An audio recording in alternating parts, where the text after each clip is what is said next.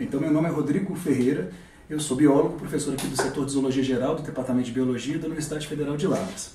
A nossa linha de pesquisa aqui no laboratório é a biologia subterrânea. A gente então trabalha com organismos vivos, formas de vida que vivem nos ambientes subterrâneos, dentre os quais os que são mais conhecidos são as cavernas.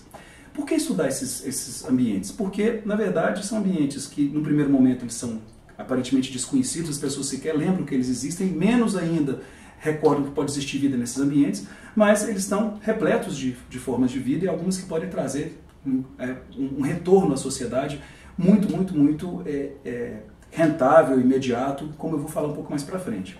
Para que a gente possa desenvolver esses projetos, é fundamental a gente contar então com apoio, para financiamento, para pesquisa.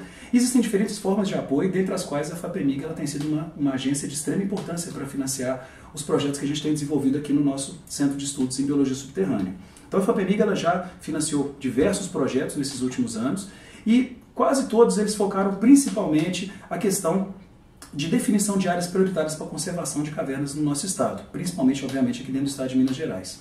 Então, ela já apoiou projetos por subunidades, então a gente já teve projetos, por exemplo, focando o centro do estado, a região noroeste do estado, a gente finalizou há pouco tempo um sobre o sul do estado e nós estamos, no momento, terminando de processar informações sobre um projeto também financiado pela FAPEMIG, que tenta definir áreas prioritárias dentro desse eixo centro-norte de Minas, que é uma das regiões que concentra a maior quantidade de cavernas.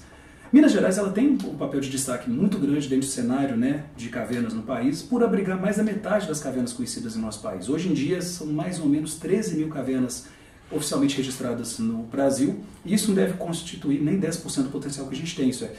Alguns geólogos colocam projeções de que o Brasil deve ter mais de 150 mil cavernas. A gente não conhece nem as cavernas, quanto mais a vida, a fauna que está nesses ambientes.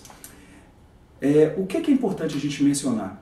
Existem outros parceiros na CNPq e a gente tem conseguido apoio até de iniciativa privada e é interessante porque nessas pesquisas, não só definindo áreas prioritárias, a gente acaba descobrindo organismos muito interessantes. Então, nos últimos anos, quase 90 novas espécies foram descobertas e descritas aqui pelo grupo. Existe uma infinidade de espécies ainda aguardando descrição formal, que demora um pouquinho. E não só novas espécies, mas novos gêneros, até mesmo novas famílias já foram descritas. E não só isso, fenômenos também muito bacanas foram retratados, como por exemplo o inseto, que apresenta sexos revertidos. A fêmea possui o pênis, o macho na vagina. Isso foi pela primeira vez relatado na ciência no mundo. E por que conservar isso tudo? Porque as cavernas elas podem trazer benefícios diretos para a sociedade. O queijo Roquefort, por exemplo, famoso, o fungo que matura esse queijo veio de uma caverna. Curas de doenças podem estar em caverna. Então, a gente precisa estudar o máximo que a gente puder para poder, de fato, trazer soluções que possam, de fato, servir para a sociedade como um todo, que podem estar escondidas aí debaixo dos nossos pés. E qual é o grande problema? Até 2008, as cavernas elas eram integralmente protegidas pela legislação brasileira e elas deixaram de ser protegidas integralmente por uma mudança de decreto que aconteceu em 2008. Isso é, hoje as cavernas podem até mesmo ser destruídas em território nacional.